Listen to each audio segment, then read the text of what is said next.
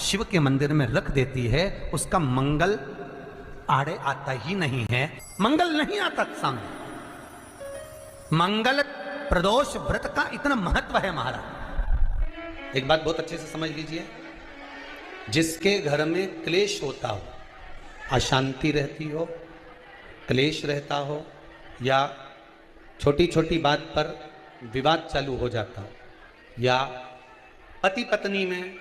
परिवार में, सास बहू आदि कादिक में कहीं ना कहीं कुछ अगर विवाद रहता हो,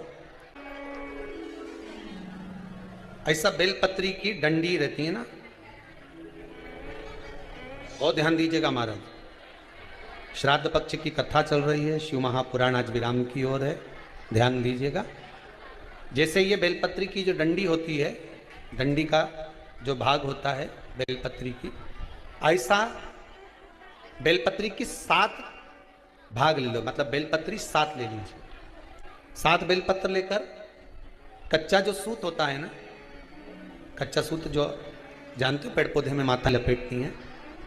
धागा जो होता है ना सफेद कलर का कच्चा धागा, जो बड़ में, पीपल में और आंवला आदि में लपेटा जाता है, कच्चा सूत, उसको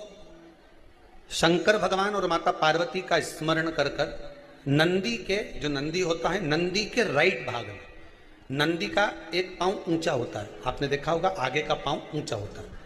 बैठते समय नंदी का एक पांव ऊंचा, एक पांव नीचे की हो जाता है। तो नंदी का जहां पांव ऊंचा है उस ऊंचे पांव के पास में बैठना है। कच्चे सूत पर उस बेलपत्री के जो 7 गुच्छ हैं, 7 जो बेलपत्री के भाग हैं, 7 बेलपत्री हैं, उसको अपना नाम गोत्र स्मरण कर कर उस कच्चे सूत को लपेटना है महाराज। लाल कलर का चंदन उस बेलपत्री के पत्ते में जो अग्रभाग होता है, सबसे आगे का भाग, 7 में लाल चंदन लगाना है महाराज। उस चंदन को लगाकर आप प्रदोष के दिन, प्रदोष काल में शंकर भगवान को समर्पित अगर करते हैं तो जिस घर का गोत्र बोला है उस घर में कभी क्लेश नहीं हो सकता, वो शांति का अनुभव कर, उसमें क्लेश नहीं हो सकता। एक धागा होता है पक्का धागा, एक धागा होता है कच्चा धागा, बहुत ध्यान दीजिएगा महाराज। पक्के धागे से नहीं लपेटना सफेद, कच्चा जो धागा पीपल में, बड़ में या आंवला आदि में जो हम लोग लपेटते हैं पूजन करते समय, वो कच्चा धागा। और एक बात और आपको कहने, ध्यान दीजिएगा, अगर मान लो किसी